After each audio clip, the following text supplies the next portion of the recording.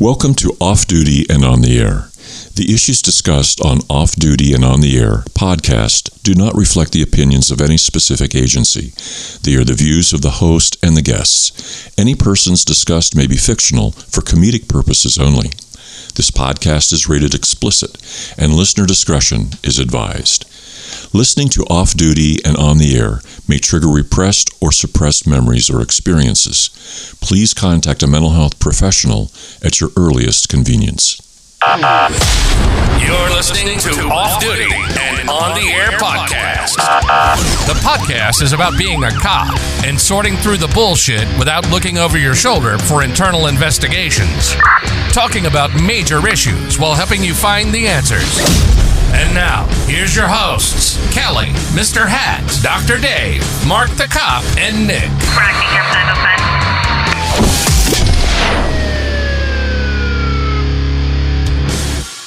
505. All right, ladies and gentlemen, we are kicking off our pilot episode of Off Duty and On the Air.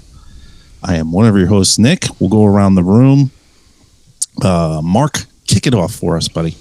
Good afternoon, everyone. I'm Mark the Cop. I'm one of your esteemed hosts. Hello, my name is Dr. David, and I'm a part of this fabulous team. I'm Mr. Hat. I'm part of this team by court order. I am the Kelly, and I'm just proud to be here. And I'm FD Donnie. Also proud to be here. It's awesome that you're still awake, Donnie. So let's go right into how we came about this no show. We did a joint venture, a mashup, I guess we can call it, of the Roll Call Room and the Shield Within, and the episode was just so great. It was 2+ hours. Thankfully, it was recorded on your end, Mark, and your team. Because the Roll Call Room cannot be relied upon to record things. And I guess we'll talk about that on another Roll Call Room episode, which was the panic that set in. That beautiful 2.5 hours was wasted.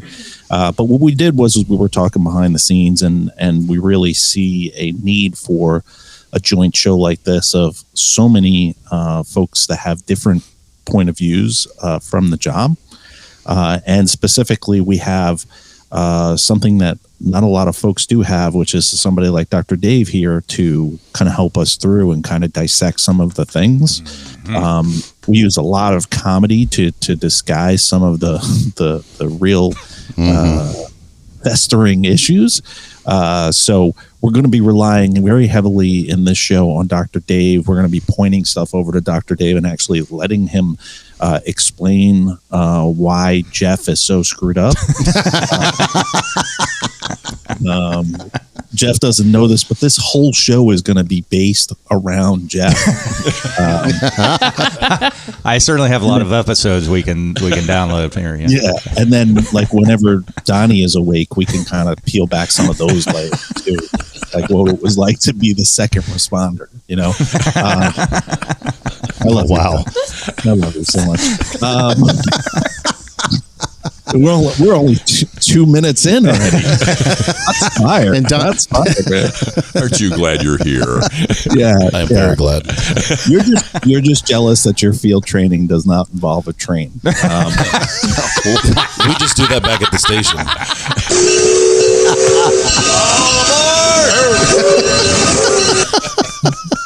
But I joke. I couldn't resist. Wow. Mark, I turn it over to you. We'll start off. Yeah. Well, you know, Nick, I don't know if this is a good idea with you and I on the same show or not, because it's like a couple of ringmasters here in a 5-ring circus. This show is going to be more of, I feel, and what we've talked about several times, and if I'm reiterating, I apologize, but let's talk about the healing side. I know you've been through the fire, Nick. I've been through the fire. Mr. Hat has had his experiences. You know, Donnie legit has been through the fire. And then Kelly, sadly, I put her in the middle of the fire. So, you know, so we're all on the other side of public safety. And I can tell you my personal story is I was thinking that, boy, I get off the job, I get in some intensive therapy, hey, things are going to be great. Well, there is some success, but there's also ongoing work that needs done. I retired 2 years ago, almost 2 years coming up here, April the 10th. So we're almost a month away. Still having problems. I still have rage issues, still have sleep issues, still have stomach issues. I'm still horribly overweight, so is it rainbows and unicorns? It's better. It's not quite like it is in one thing, although there is several successes. My marriage is put back together, and I'm thankful for that. Awesome. We continue to push forward, but I think we need to echo a little bit more that every day is a little bit of a therapy day, and you just have to do a little more self-care. You need to learn, and I hope I don't sound like a broken record, but my life now is like as if I'm a paraplegic. I need to learn how to live without my legs. And that's not saying anything about Americans with disabilities, but I have a disability, and it sadly is what's between my ears. I'm not the same person anymore, right. Although we like to laugh and carry on. And I hear people say, oh, well, you guys are having so much fun on that podcast. Yeah, we are having fun. I'm very thankful and I think blessed to be a part of this. Thank you all very much. And I hope our listeners listening in get something out of it and have a good time. Right on. One of the things I guess that I come into this today is something that my clients taught me over 4 decades plus of doing clinical work. I'm retired now and got called back into active service. Didn't activate my license, but I'm doing coaching now. And the same is true for the folks I'm doing coaching with now too. Much of what we end up doing on our shows, and I think all of us as individuals do, is to work on what I call the 4 F's, the things that get us through the tough shit. And actually the teachers of this set of skills to me were abused children, foster kids, sexually, physically abused kids. They told me stories that made me have a real basic question. How the hell did you get through that? And I just kept listening to their answers. And eventually I saw patterns. The things that got people through the hardest shit was faith, family, friends, and favorite activities. So in thinking about getting ready to be off the road, and here we are on the air, I thought, this is a show about the 4 F's. This is a show about how you make self-love into a nice phrase, into an actual daily behavior. And when I do start coaching with someone, I say to them in the first 5 minutes, we are going to come up with something during this hour that you're going to do as soon as we hang up the phone. That's the point. And activity that you're focused on, it's intentional. I am going to care for my body today. I'm going to care for my emotions today. I'm going to take care of my thinking today. I'm going to take care of my relationships today. These are all things that make the present more powerful and get you ready for being off the road. Because the thing is, when you're off the road and you've lived your whole life doing honestly anything, but especially law enforcement, it seems, it's hard to get your head out of that place. And then you're lost and you feel like your whole meaning in your life is gone. Nah, not if you nurture the 4 F's, man. If you nurture the 4 F's, you're going to get to the point where you say goodbye, turn in your badge, your gun, walk out the door, get in your car, drive away into something meaningful, rewarding, valuable, exciting. More like, fucking finally, I get time to do this. Rather than, God, what am I going to do with my time? You can't wait to jump into the first half day because you've been waiting for this for a long time. Okay. And with that, I think we can end the show. Right. I've got some work to do. That was great. So off to You you, do Mr. Hat, turn. and you. So I mean, what can you say? What Mark and Dr. Dave just said, but my journey here. I'm 30 plus years in law enforcement. Just retired a year ago, 1 year ago, just a couple of days ago. Thinking that, man, I went my whole career thinking, man, if I could just get to retirement, that's when all my shit's going away. That's when my life's going to change. All the stresses are going to be gone. But quite the contrary. Now that I have the free time and stuff like that, that's when the hauntings, I'd say, start. And I've been a client of Dave's for several years now, and that was the first time I realized I've lost those 4 F's. I didn't even know I lost them, and I was trying to find them. And I was fortunate enough to be with Mark the Cop here. We were midnight sergeants for different organizations. And my beloved organization, I was one of the senior sergeants in the highway patrol, and I had all 3 shifts. I worked 2 midnights, 2 afternoons, 1 day shift. I was like, wow, this is really great. I'm a fucking senior guy around.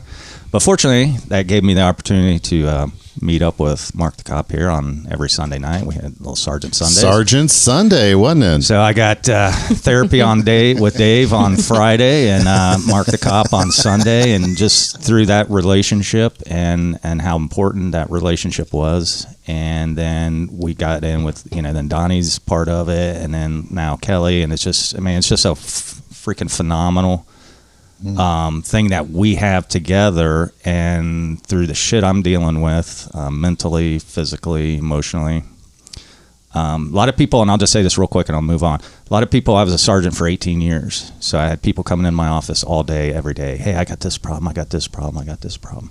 And I was happy to help. And then when people are hearing this, they're like, Jesus, I thought you had this. I thought you were, mentally, you were like the stable one. And I'm like, dude, now maybe because I hit it or whatever. But when people started telling me that, like, wow, I had no idea you were struggling that hard. And if I can share that, and I go to a different therapist, and we still talk with Dave, and I want to be able to put that out there and share that. It's okay to not be okay, but you need to get pointed in the right direction, and that's my goal for all this. Awesome. The Kelly. Hello, I am the Kelly. So my experiences are not as long-term as these gentlemen here. I started in 2013 in my police journey and happily ended it in 2021. It's hard for me because I didn't feel like there was anything wrong until we all kind of started addressing it. Then you start feeling, and the answers just kind of flood you. You don't feel like there's, you feel like, oh, I'm fine, everything is cool and everything is okay. And then you start having these important, intense conversations with other people, and it starts to kind of surface. And you're like, whoa, why am I feeling this way? And why do I have these emotions? And why can't I just control myself? And, then you kind of lose your self-identity. And through all of that, and particularly this group, I'm learning a lot about myself and a lot about things that hopefully I can overcome. I'm a pretty confident person, but until you get into the room and you start doing that intense healing, and it doesn't matter how happy somebody seems on the outside, you can't go multiple years of law enforcement and not take care of yourself. Right. You just can't. It doesn't matter how good you feel about yourself. Yeah. It's there. It's there. And I'm so happy, and I'm thankful for you guys that I'm taking care of it now than when it could be too late. You're old like us. When it could be too late. When it could be too late.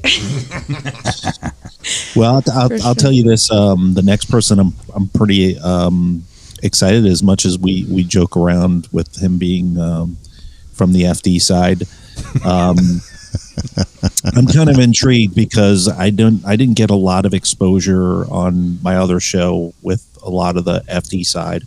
I had one guy on my old show that was in the fire department for 6 years and then jumped over to the Jedi side. We call them cross dressers. Well, and I'll tell you this, I'm looking at his transcript right now, and I'm just reading it verbatim, and he said it was the best move he ever made, jumping over because he got tired of sleeping all the time. That's word for word. It's exhausting. But in all honesty, I'm really intrigued on FD Donnie's side, because when you think of the first responder side, I think FD paramedics and dispatchers all get lumped in, which is there is no collateral damage, there is no residual. Right. And I might be a little guilty of that on the dispatcher side, and that was only fairly like recent, where I was like, wow, they really get like a tremendous amount of trauma and no resolve at the end of it. Like, they take the call, they really don't know what the end result is. So I say that because I want to kick it over to FD Donnie and kind of get your perspective. Like, you've been the guy behind the scenes, or sort of on the scene with the Shield Within, and I've had interaction with you with bailing me out with editing and stuff because I suck at it. But I want to kind of get the FD side. I want to kind of get your point of view too. All right. Well, I was with the department for 24 years of sleeping. And for a couple hours of that 24 hours, or 24 years worth, I did have to move the cops out of the way so we could go into the fire. We'll just throw those two out there real quick and be done. Block every lane of the highway. Look at my Right. There's my big truck. No, but on the fire department side, I mean, there was a lot of stuff that we've seen over the years. I was one, retired as a captain, was a lieutenant for a while, and a lot of the stuff that we see, day in and day out on different calls, fatalities and just all the different stuff, and then we bring that stuff home with us. It comes across to our families, and basically, if it wasn't for Mark the Cop, I probably wouldn't be here today.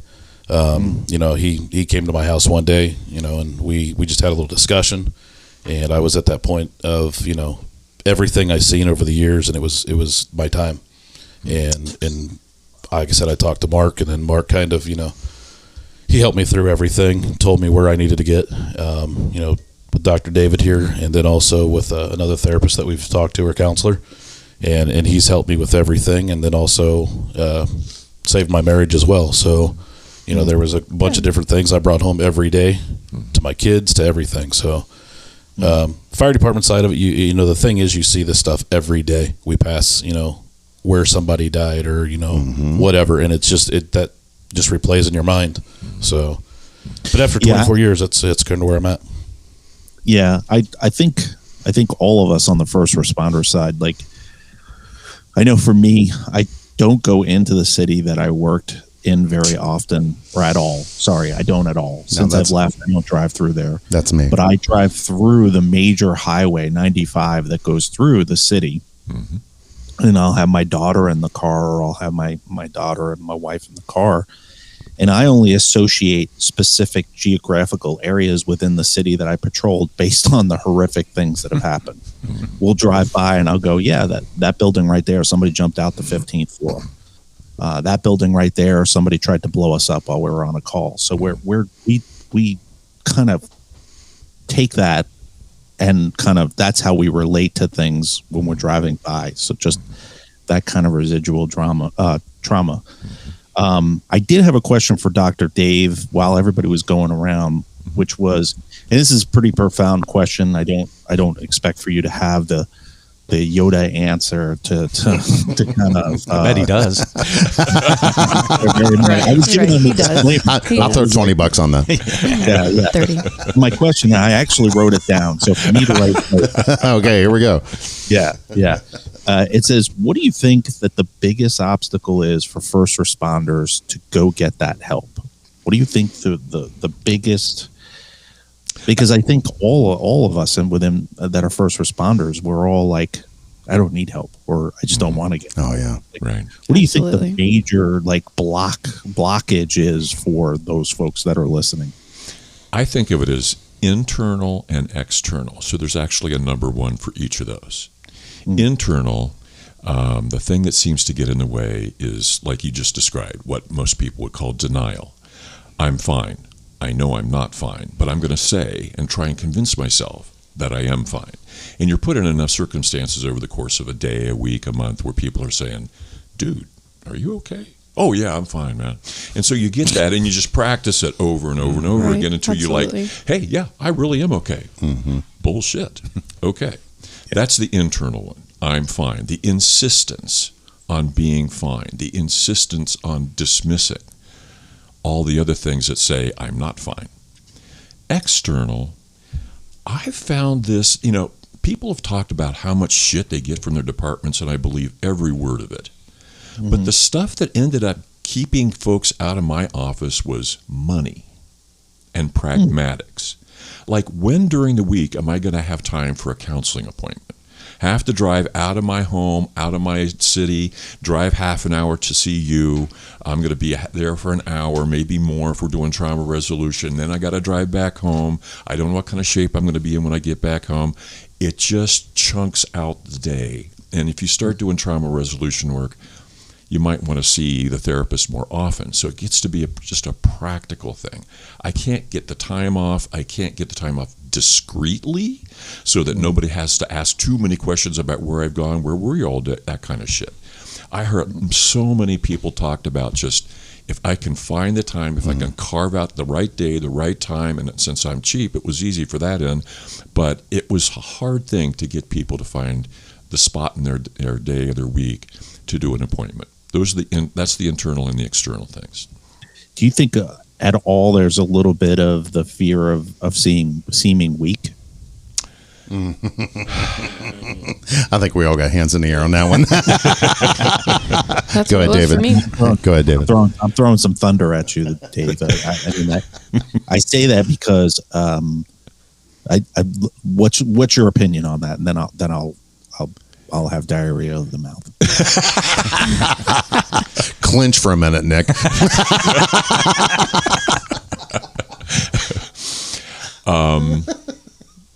Tell me, rephrase the question for me. Do you think at all that maybe one of the major reasons why folks don't come forward is the fear of seeming weak to their peers, bosses above them, and even in their relationship, seeming weak and vulnerable? Do you think at all that has some contributing factors to it? What most people talked about was, and this is true for all trauma folks that I work with, car accidents, fires, a lot of sexual victimization.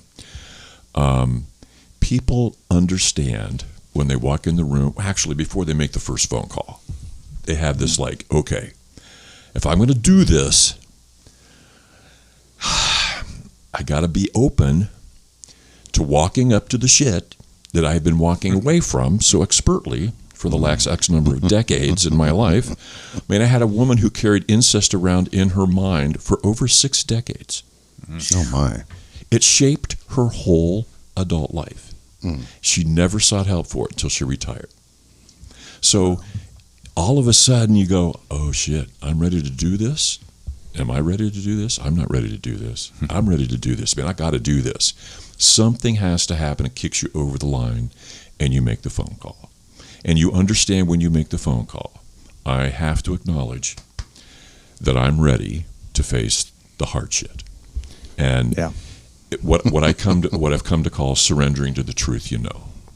I think most first responders and most rape survivors, for that matter, they all know I got some work to do. And doing it means facing up to the fact that I have some work to do and understanding that when I do the work, it's going to be hard. And it's going to change me in ways I cannot predict or even imagine. And that by itself is scary as fuck. I know where I've been. I've somehow managed to make it work for X number of years.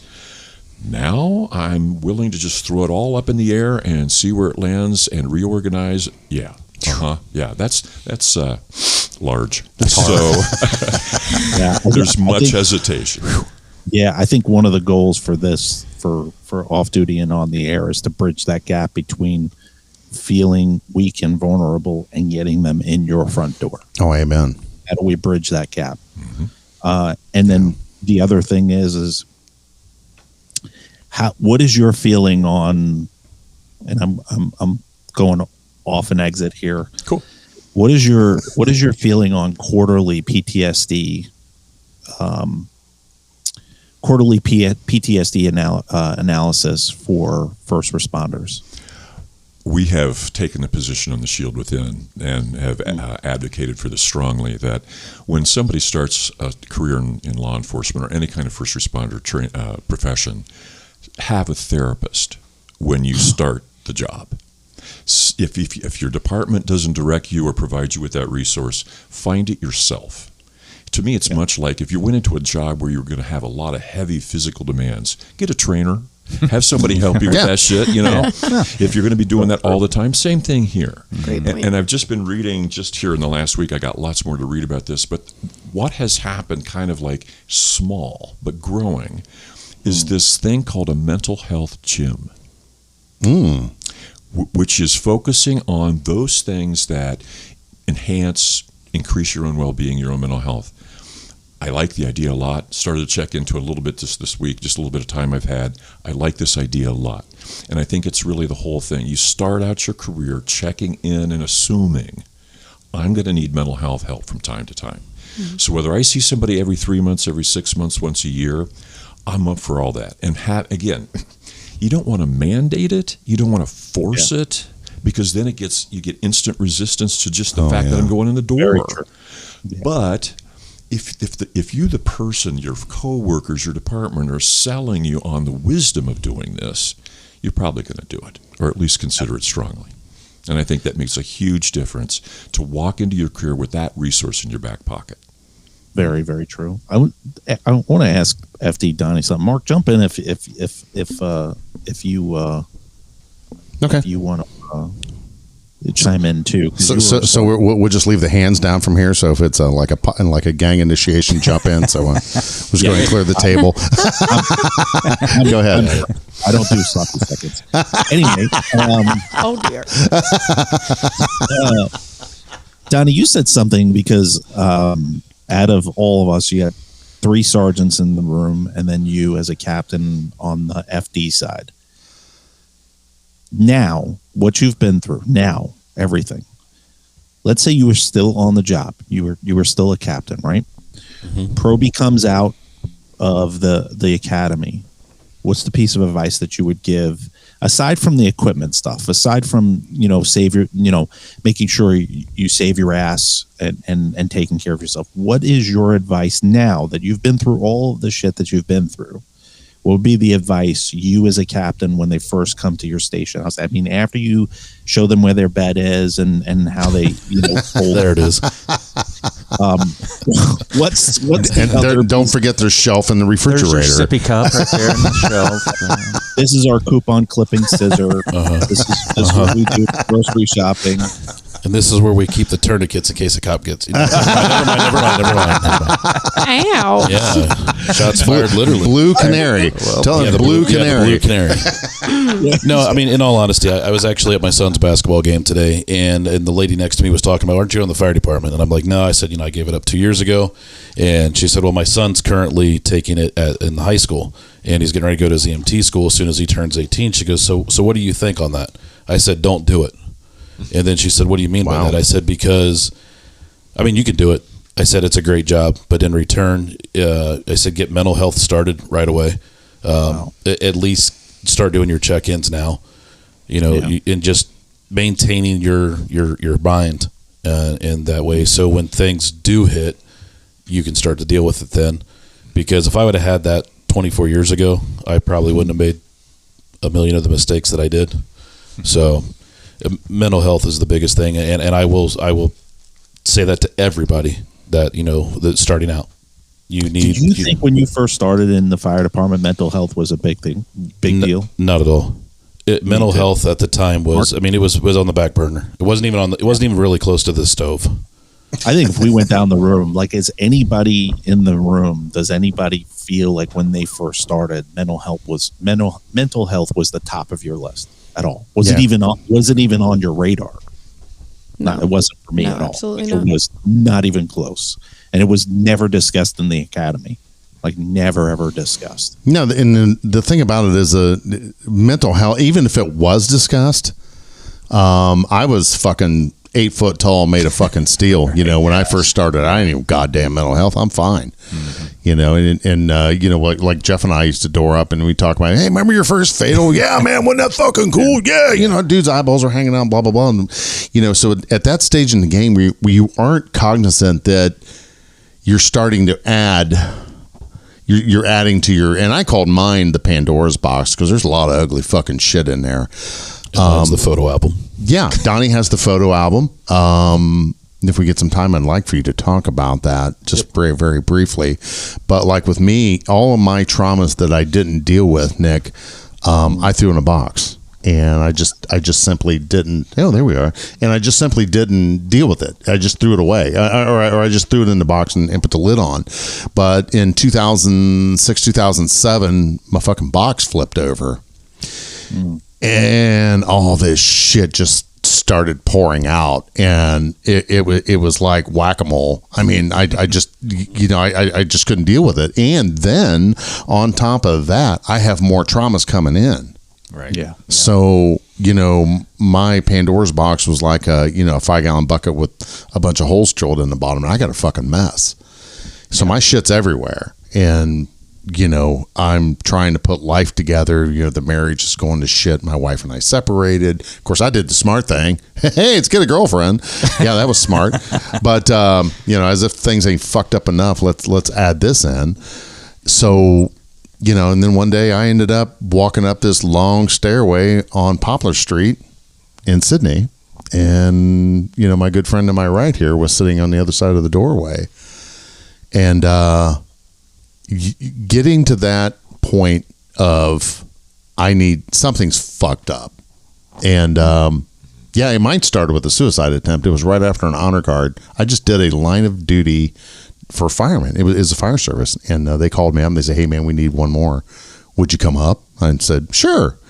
And we know the guy. We'll talk off air who the guy was. He just retired. Okay. You know what I'm talking about, and good luck to him. And I said sure. So the fire department, police department joke, you were honor guard, right, Nick?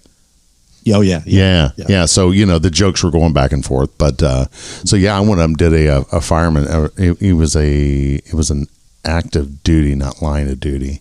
So he had died. He had a heart attack. He was on the fire department and then died. Yeah. And I was in my honor guard uniform.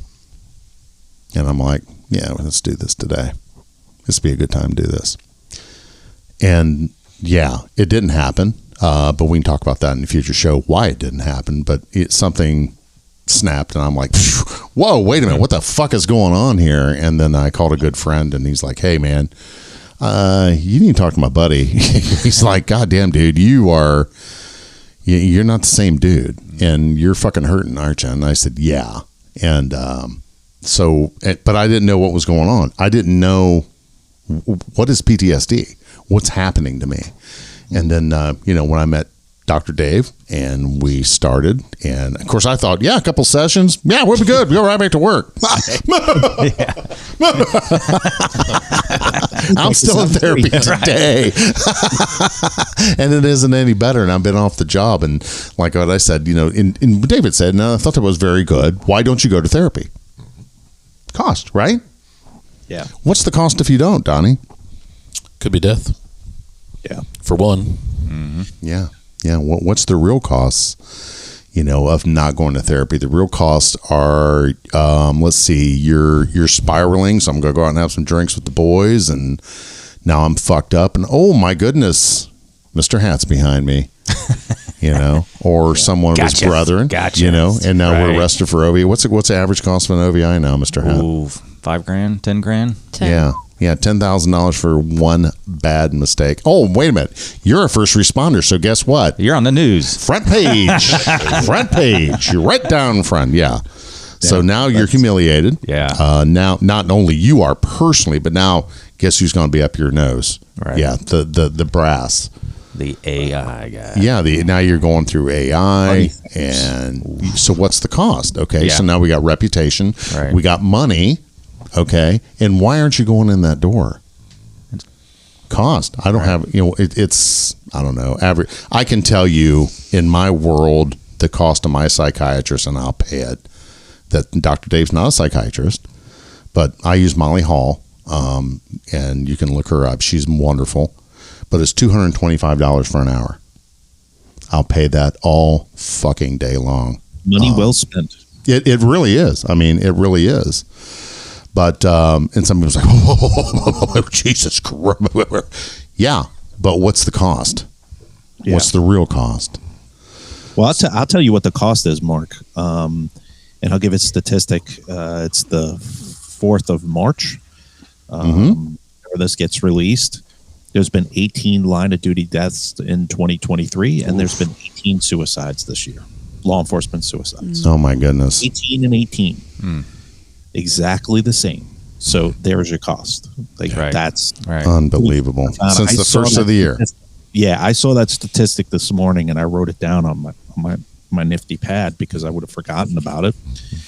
And I knew we were going to do this show, and I wanted to somehow put that in, which was 18 and 18.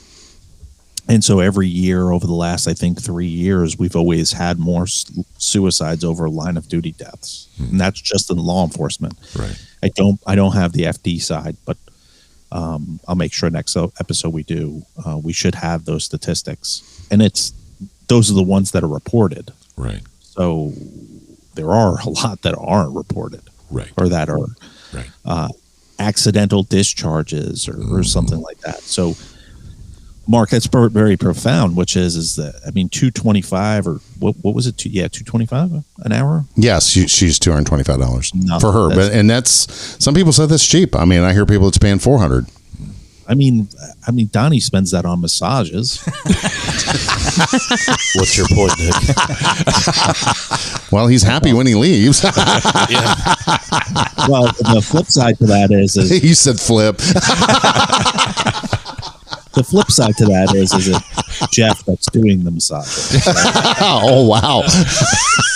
Donnie, Is there video by chance? how do you know that? Yeah. To get back on track, you guys. My attorney's fee is $350 an hour, and I'm comparing attorney fees to deal with the crap that you get yourself into. Yeah.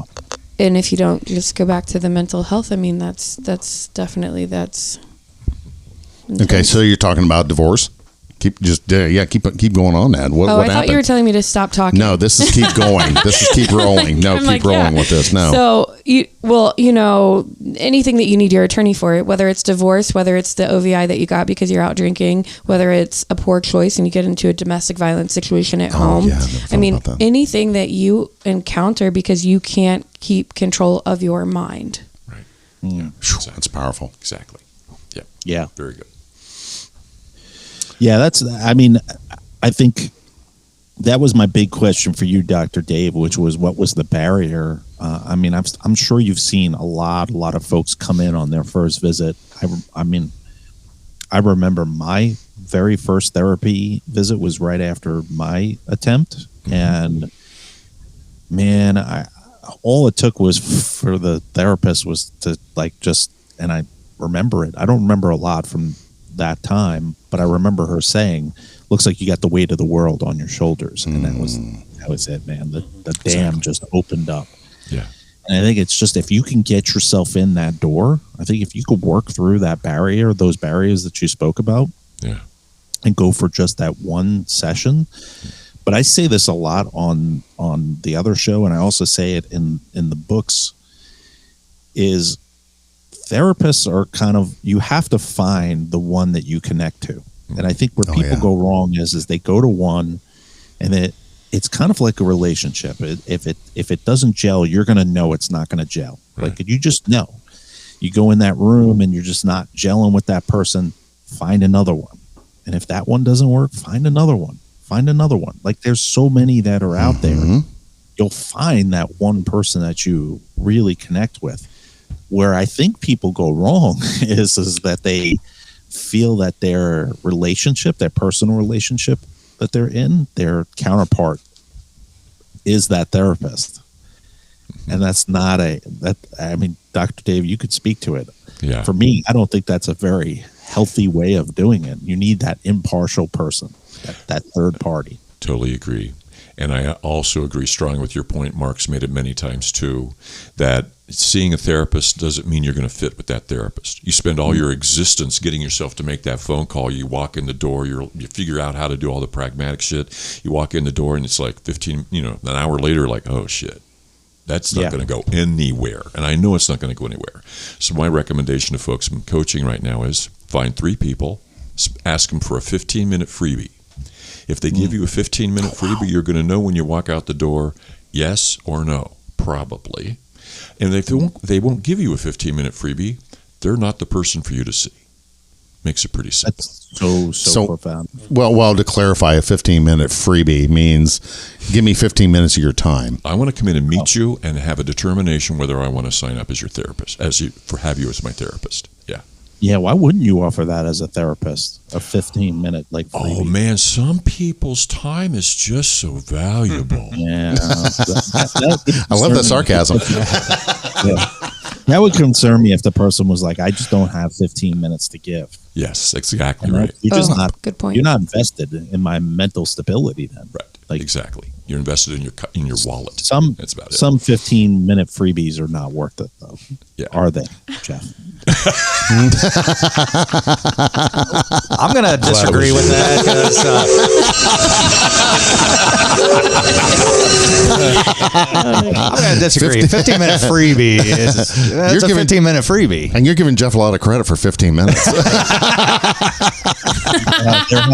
There has to be payment somewhere in there. Jeff's more like a minute or a 3-minute freebie, and go on. Everything's faster in the highway patrol, brother. Oh my God. And shorter. And shorter. Wow. That's why we get big hats. No, you get white hats. Yeah. And raincoats. Yeah, really cool raincoats. Yeah, we all had raincoats. Well, to get back to the therapist thing, we were talking about, you get all, and I can tell you the energy that I had to get to therapy.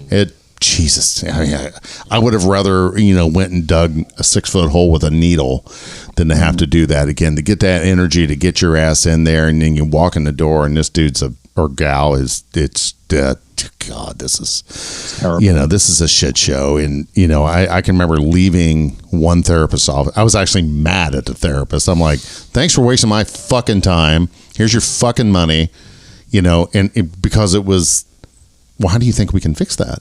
I don't know. That's why I'm here. What's the resources, and I didn't know anything about it. I didn't have I didn't have this knowledge. And that's where we want to say, and I really love that you said, just go through the book, find 3 people or 4 people or whatever, and see, can I have a 15-minute consultation and see who you click with.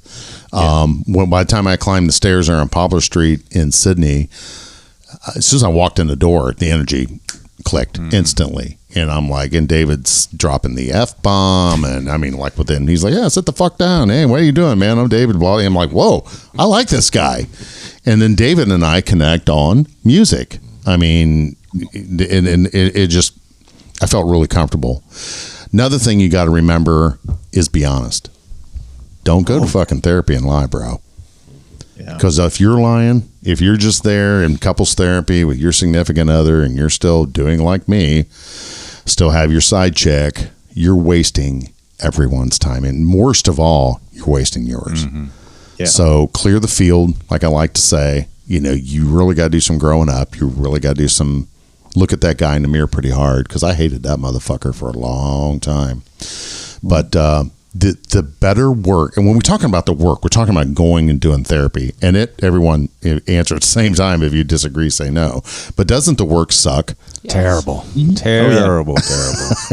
Yeah. It's and Donnie's grimacing like, oh yeah. I had to call Nick for therapy before I went to therapy the other day. So I got a 45-minute therapy session with Nick before I went in for an hour and a half therapy session. And So Invoice Mr. Half that. care of the Atlas.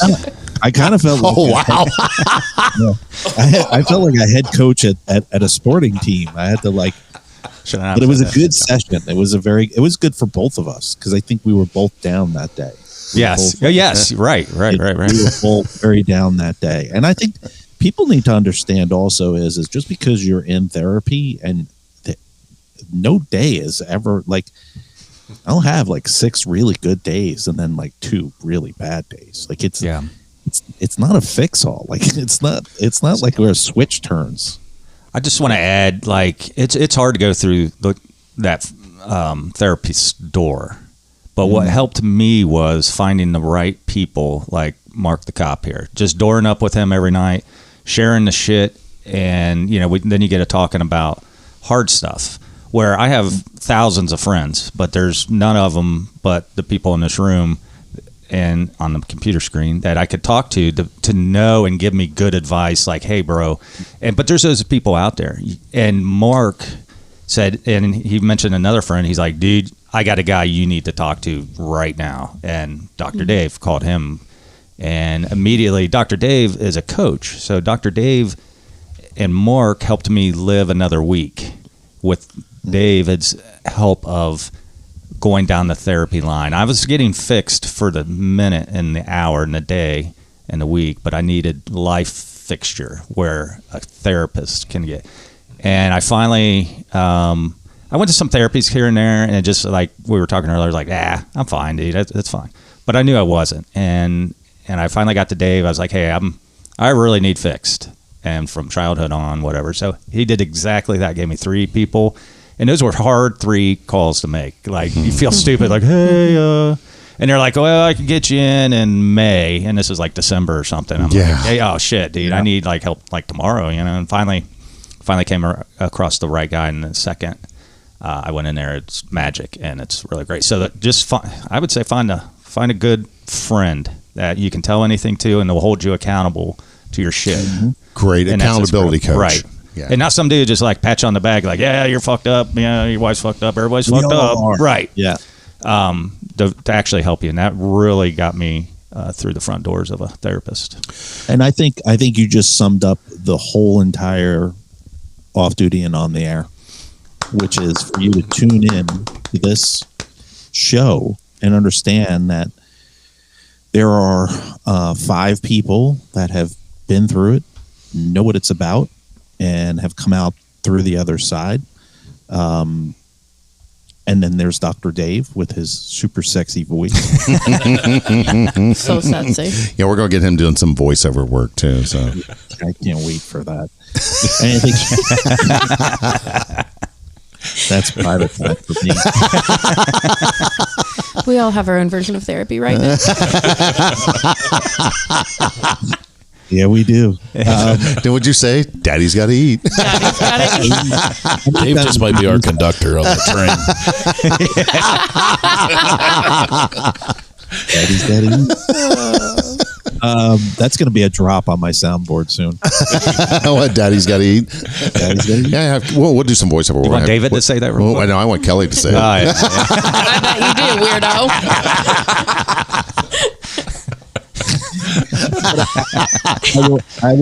I will say that I think you, Jeff, I think you really kind of summed it up. Like, there are a lot of podcasts out there. There are a lot of folks that talk about stuff. There's a lot of first responder podcasts out there, and they play it safe and nothing, no dig towards them. That's their audience. That's fine. Right. But I think what needs to be said and has to be said. I think the folks that are involved in this project are probably the foremost experts at this point in the game. And I'm not trying to oversell it, but it's legitimately the truth, which is, you walked around with a gun full of bullets. Now you walk around with a gun full of memories. Oh, wow. Yes. Right. There's our soundbite, Yeah, Nick. right there. Right. That's a t-shirt. Dang. Right. All rights reserved, copyright, Nick. So I say that this episode was really the pilot episode of us just kind of introducing all of ourselves, who we are, how we got to this point. It's amazing how all roads kind of interject with each other at some point. Yeah. Because a year ago, 2 years ago, I didn't know any of you folks, and now I know most of you. Too much. Sorry about that, Nick. That picture was for somebody else, but Yeah. You ever seen a Tic Tac that small? it was more like a button. But anyway, Button on a fur coat. I'm a visual person. This is not going great. Are you? Hold on. yeah, your phone's going to go off here in a minute. Grab your phone.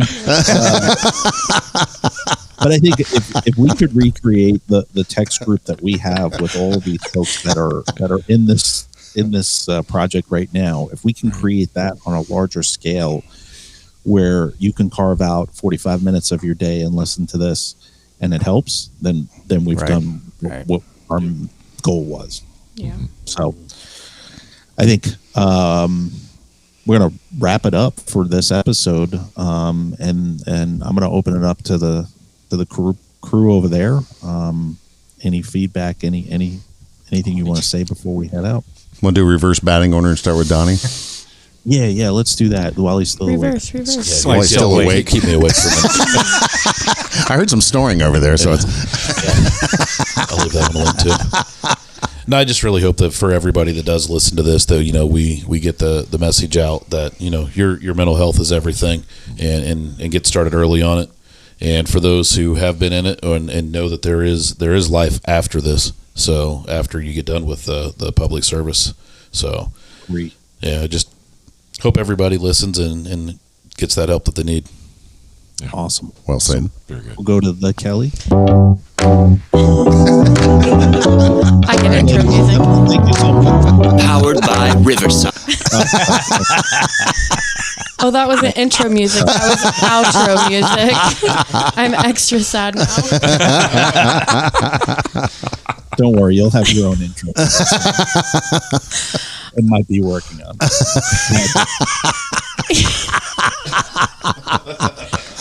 Something really thoughtful to say. Worry about yourself. No, this is serious. Oh, I thought you That's were not looking a at Nick joke. when you said that. Sorry. No, you need to worry about yourself. Don't worry about what other people are going to think about your journey, because at the end of the day, you have to live with yourself. They won't be there anyways. So you're going to be alone in a room by yourself and take care of yourself before you worry about what it looks like to other people to get help. Right on. Yeah. The end. That was really good. And find somebody, some people that you can talk to, safe people, to point you and help you in the right direction when you're veering off. And that's what everybody at this table, everybody in this group, I mean, fuck, it's awesome. Somebody to hold you accountable 100%, not just let you do some bad things, but reach out. And it's important to keep reaching out. And I reach out as often as I can to everybody here. Good.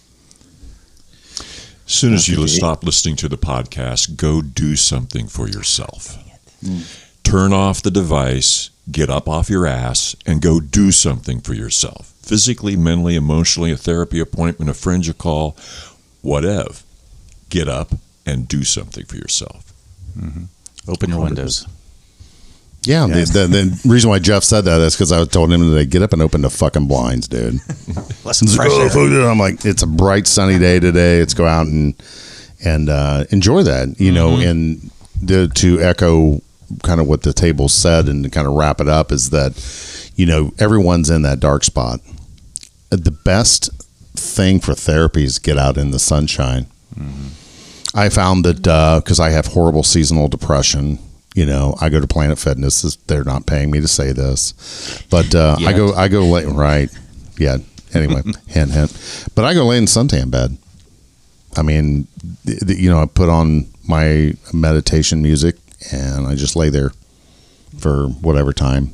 And that is for a period of time when I was at my lowest. That was the best 10 minutes of the day.